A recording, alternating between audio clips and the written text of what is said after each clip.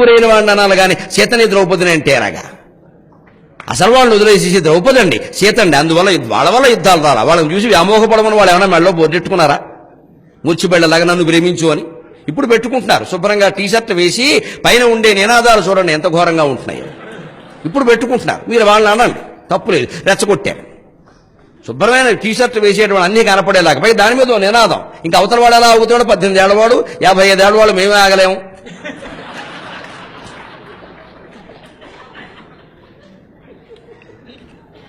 అప్పుడేమో ప్రభుత్వం వారు రక్షణ కల్పించాలి, మంచిది. మనిషికో 2 పోలీసులు ఎడతారు అక్కడ. అప్పుడు వాళ్ళ వల్లే ప్రమాదం వస్తుంది.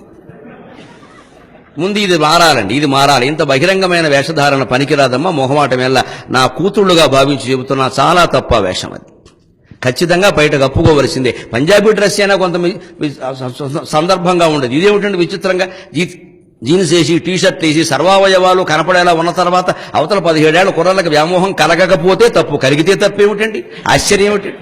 ఉప్పు కారం తినడం లేదా? మనిషి కాదా? అందుకని మన జాగ్రత్తలో మనకు ఉండద్దా? మగాడు ఉన్నట్టు మేము ఉంటామండి, మగాడుగా అవి లేవు, నీకు ఉన్నాయి, చూసుకోవద్దా? ఏం ఆలోచన ఉండద్దా అండి? కనీసంగా అమ్మాయిల్లో మార్పు రావాలమ్మా. ఇది ఆధునికత కాదు, అనేక రకాల ఘోరాలు జరగడానికి మూలం అవుతోంది. దయచేసి ఆలోచించండి. ఎందుకంటే ఎక్కువ